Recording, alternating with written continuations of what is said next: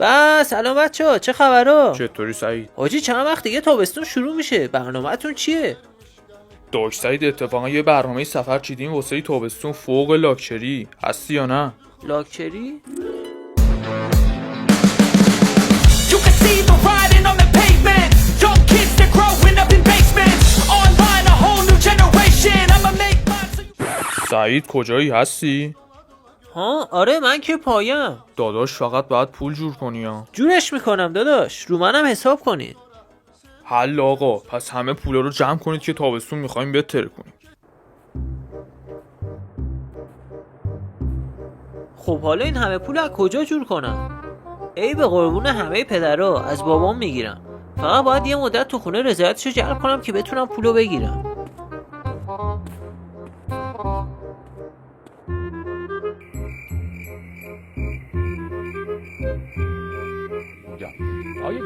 گویا موضوع حوصله‌ام سر رفت، چقدر خونه موندن سخته. سعید میری هاشخاله رو بذاری دم در؟ ایول اولین موقعیت جور شد.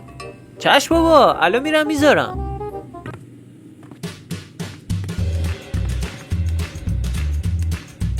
خسته شدیم ها. سعید نون نداریم ها. الان میرم میگیرم. اینم از این. سعید ظرفا رو بشور. اومدم. حاجی دهنم سرویس شد، چقدر کار داره. بذار برم زودتر قضیه پولو بهش بگم دیگه. فکر کنم به اندازه کافی به چشش اومدم. بابا میخواستم راجع به یه چیزی باهات صحبت کنم. بگو بذارم، راحت باش. بابا میتونی 1 تومن به من دستی قرض بدی؟ میخوام برم مسافرت. بیادبی نباشه پسرم، ولی سیک تیر. چی؟ منظورم این بود که 31 تیر بهت پول دادم پسرم. آها آره اون که واسه پارسال بود بابا، من الان پول نیاز دارم. 1 تومن که زیاده پسرم. برو 50 تومن از کیفم برای خودت وردار، یه 2 تا شیرم از سوپرمارکت بخر بیا. عالی شد.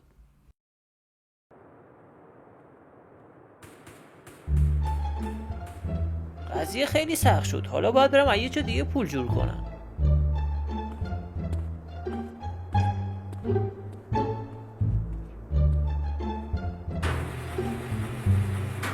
کار خودته سلطان.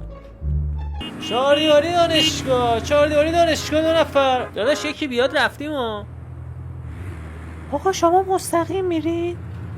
بله خانوم بفرما. بنوازم.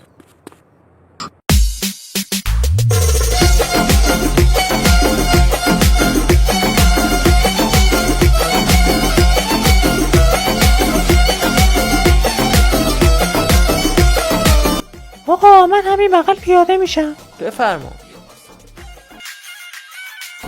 خب خدا رو شکر تا اینجا که همه چی داره خوب پیش میره. A few moments later. این دیگه صدای چی بود؟ یزید تو همین رو کم داشتی فقط. سلطانم خیرش به ما نرسید. جونم دادا. چطوری داشت سعید؟ قربونت حاجی، تو خوبی؟ سولی تو قبلا بوکس کار میکردی نه؟ آره دادا، تعریف از خود نباشه یه حرکتایی میزدیم. چطور؟ حاجی هفته ای بعد یه مسابقه بوکس گذاشتم، به نفر اولم پول خوبی میدن. هستی؟ آره داداش اتفاقا بعد دنبال پولم الان، هر جوری شده خودمو میرسونم. ایول حاجی خیالت هم راحت، این یارو همیشه چپش بازه. حله پس خوراک خودمه.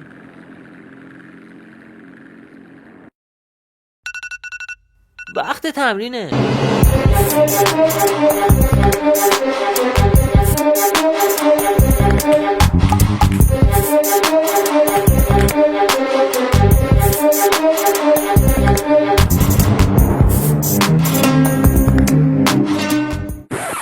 این لعنتی رو نمیشه ترک کرد.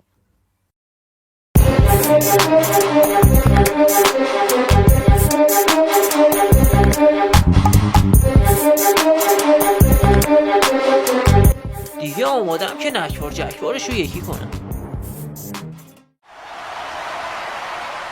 بدنش که خوبه ولی خدا رو شکر محمد گفت چپش بازه. سعید میتره کنی داداش، بچه پایین باخت نمیده. با یه مشت کارشو تمام میکنم.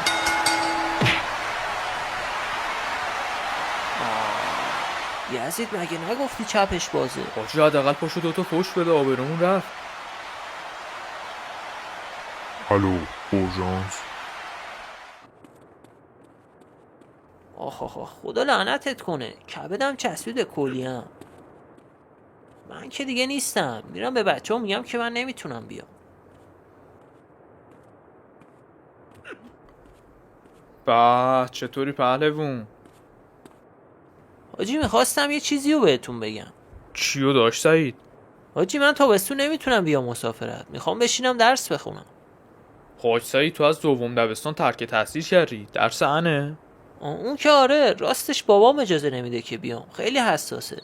داشت سعید تو از وقتی که 10 سالت بود بابات ولت کرد تو خیابون، چه گیری؟